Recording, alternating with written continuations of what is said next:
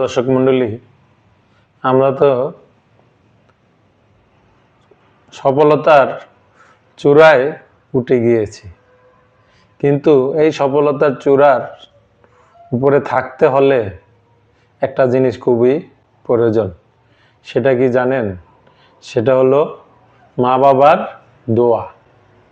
এই দোয়া ছাড়া কখনোই সফলতার চূড়ায় টিকে থাকতে পারবেন না। অনেকেই আপনার সফলতা ঠিকই পায়, কিন্তু তারপরেও কি এলোমেলো হয়ে যায়।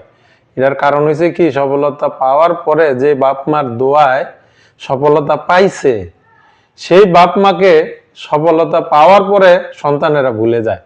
এই ভুলে যাওয়ার কারণে তারপর আর বাপ মার দোয়া, খাস দিলের দোয়া থাকে না, সন্তানের উপরে লানত হয়ে যায়।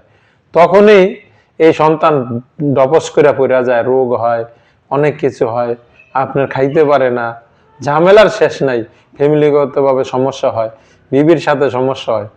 তাইলে মানে এই সফলতা যদি টিকে থাকতে হয়, তাইলে কি বাবা মার দোয়া দরকার পড়ে। তাই বলছি প্রিয় ভাই, কেউ বাবা মাকে কাঁদাবেন না, কষ্ট দিবেন না। আজকে একটা বিষয় দেখে আসলাম, মানে খুবই খারাপ লাগছে। এই আমাদের পাশে আমি কটা টাকা দিচ্ছি, নাম্বার তো কটি টাকা দিয়ে আসছি যে আঙ্কেল কিছু খায়েন। মানে ঘটনাটা কি? ঘটনাটা হলো ওনার সন্তানেরা নাকি ওনাকে পছন্দ করে না। বাবা বয়স প্রায় 70 কাছাকাছি হবে, মানে দাঁড়াইতে পারে না ঠিক মতন। এক দোকানের সামনে কলা রুটি নিয়ে আর একটা চাদর বিছায়া আর একটা ব্যাগের ভিতরে কিছু সামান দিয়ে দিছিল, ওই সামান সহ দেখলাম বসে আছে। দেখেন সমাজ কি অবস্থায় আছে। সন্তান নাকি বাবাকে পছন্দ করে না, সেই কারণে বের করে দিছে ঘর থেকে। হলো জিনিসটা। আমি এই যে অনেকেই মানে ভিডিও করে, আমি কিন্তু নিয়মিত ভিডিও করি।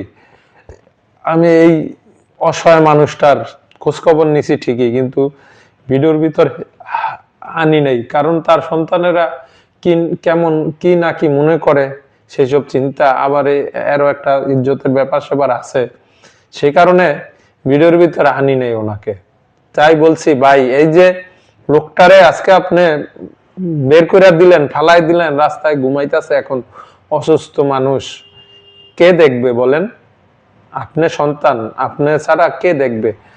যেই এই লোকটার, আমার ভিডিওটা যদি ওই লোকটার কাছে যায়, তাকে মিনতি করে কানুতি করে বলতেছি যে ভাই, বাপ মা অনেক আপনার মূল্যবান জিনিস। এই জিনিসকে যেখানে সেখানে